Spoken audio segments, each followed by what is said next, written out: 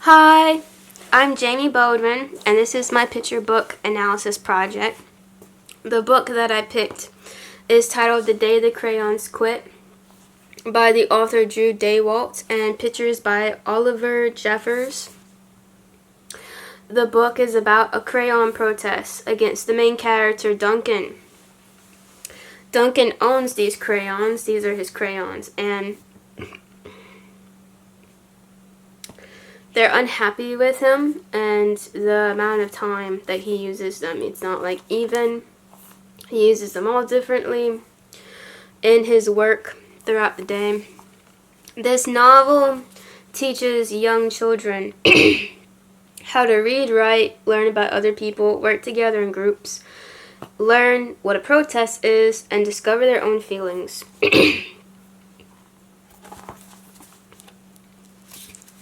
The beginning of the novel starts off with crayons.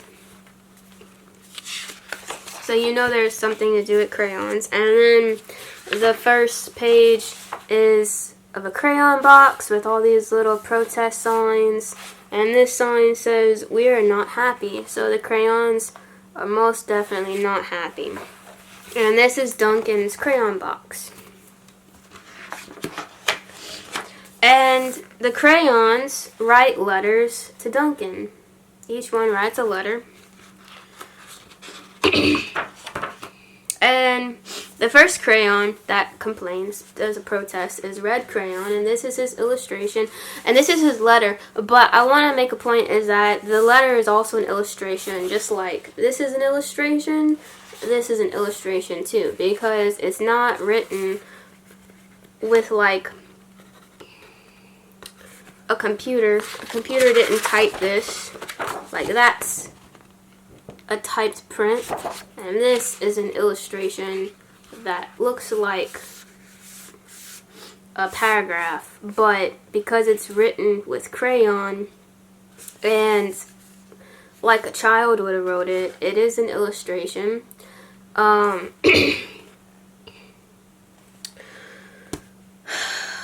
So Red Crayon is very exhausted, and he has human-like features. He has like eyes and a mouth and eyebrows and little arms and legs, and he's leaning against his wall wiping sweat off his eyebrows because he just can't handle his workload of the Santa Claus and the fire engine and these hearts and strawberries and apples. Like, it's just too much for him and he wants a break. He is a very overworked crayon and he wants a break.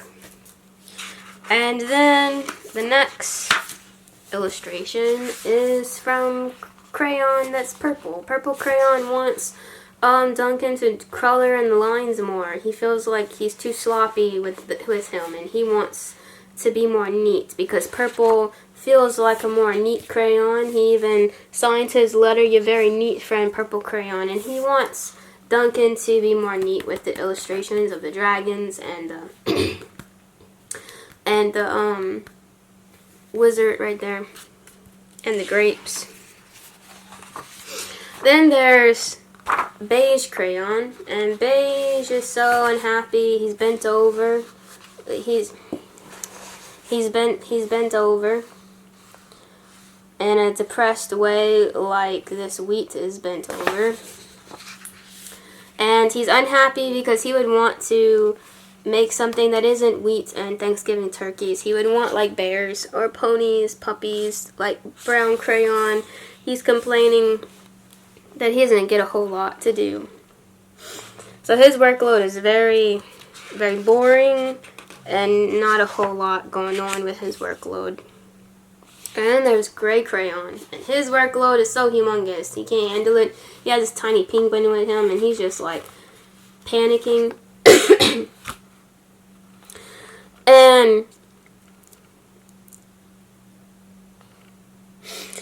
And his little arms are, you can see how his little arms are like in a panicked expression right here with his face.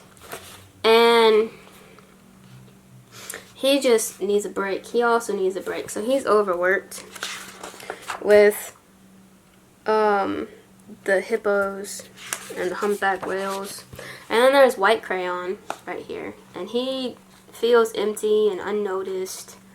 He's right there, and you can tell that he's empty and unnoticed. Like, he wants the reader to really understand how he feels like nobody can see him. And you really can't see him. He's just like a face, like 3 dots, and this gray thing at the bottom. Like even the cat, you can't really see him either. And then you can't see him, and so he even used black paper because he knows you can't see him. So he wants to show up on black paper, and he says, "Your empty friend." He doesn't like being so empty. Having to use black paper makes him feel even more empty because you can't see him unless he uses a different color paper. And then the next crayon is black crayon, and he's in a begging pose with his arms raised, and he wants the Duncan, the character Duncan, to make something with him, like more beach balls and rainbows. Like, he would just want a black rainbow and a black beach ball. He's not used enough, so he's begging to be used in a crayon assignment more often than he is. And then green crayon loves his workload. Like, he's not unhappy at all. He's not. He's totally happy and okay with everything he does, his workload, the things he sketches and colors, and like, he's totally happy with the dinosaurs and the crocodiles and the tree right here in the corner. Like, he ain't got a problem with it. And it says, "Your happy friend, green crayon." And then the next crayons are orange and yellow, and they're having an argument on who's the sun. Yellow believes he's the sun. Orange on the next page is going to say that he's the sun color, the color of the sun. So they're having an argument, and there's a crayon coloring book right here that says Happy Farm that they were trying to color in. And yellow believes he's the sun. Orange is mad, and you can see in his mannerisms that he is mad, that he completely believes he's the sun and not yellow. And right here, orange says that he's the sun, and yellow is like, really? Because you see what his eyebrow raised right here, and his hands on his hips. He's just like, really now? And he says that he's most definitely the sun color, the color of the sun. And they're trying to make this zoo coloring book. They're trying to color in this zoo, and orange made the sun his color. And then blue, he's used too much. He's the favorite color. Duncan's favorite color is blue, and he turned into a little nub, and he fell over backwards with his arms out because he's so exhausted. He just like, he's the one who needs the biggest break because he can't handle it. He's so exhausted. And he even says, "You're very stubby friend, blue crayon." Blue crayon needs a break from being the favorite crayon. And you can see he made this ocean with a river and a boat and all this rain and clouds, and and then there's a fish in the ocean, in the river. And then pink crayon is not actually used that often except by Duncan's sister, and she is not happy at all that the only reason why pink got used was because Duncan's sister used her for this princess coloring book. And it says you could occasionally make a pink dinosaur or a pink cowboy. That would make pink feel better. But she's pretty much unused. She signed her letter, "Your unused friend, Pink Crayon." So Pink Crayon's unhappy and protesting that Pink doesn't get used in many things. And then Peach never got used at all. There's not one picture that got colored in with Peach. He's just naked. He's naked, and all his peelings got peeled off. So Duncan peeled all his wrapper off and made him naked, and now he's in the crayon box, really unhappy. He can't get out because he doesn't have any underwear on. He can't leave the crayon box. He's very unhappy, and he signed it, "Your naked friend, Peach Crayon. He needs help." And then after that, then it shows all the letters one more time that the crayons made. And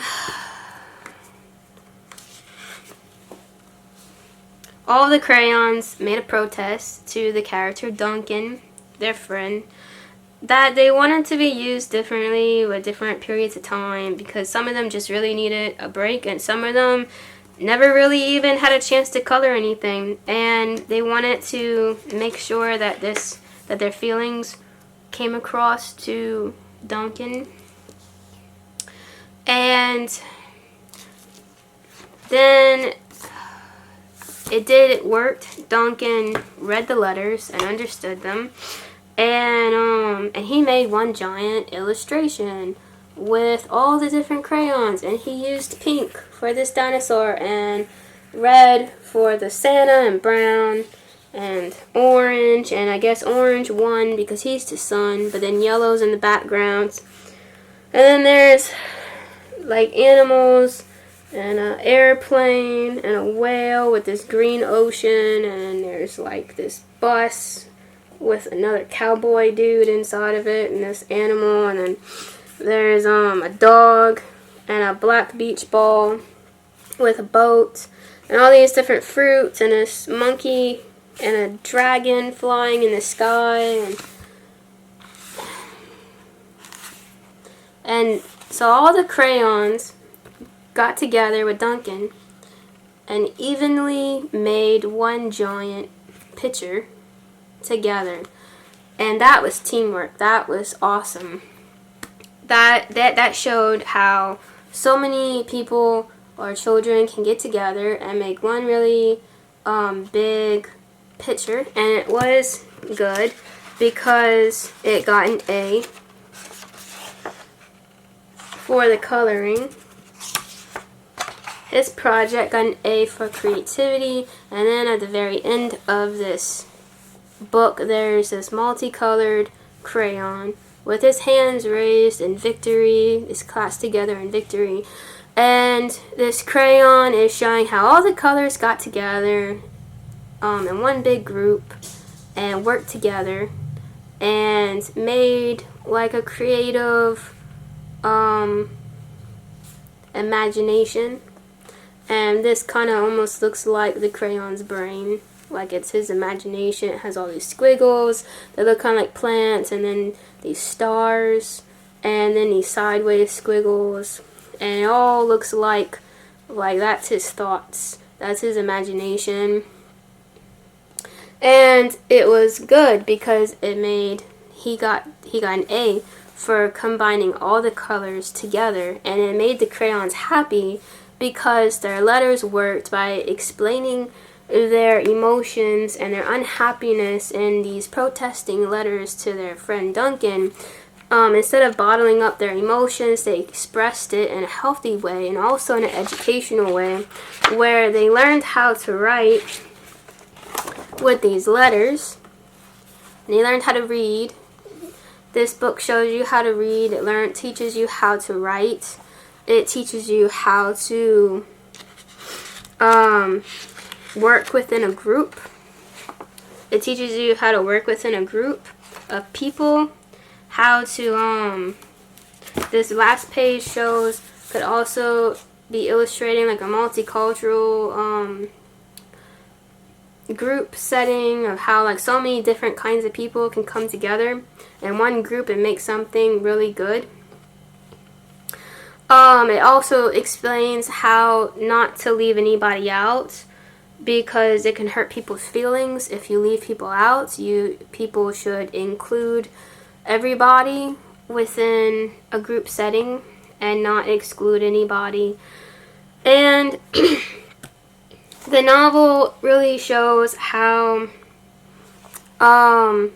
working together is always better than not working together, because when you're on your own and you leave people out, you can't make awesome things like this.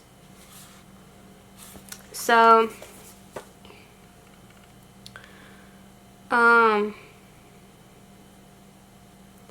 that's my picture book analysis assignment.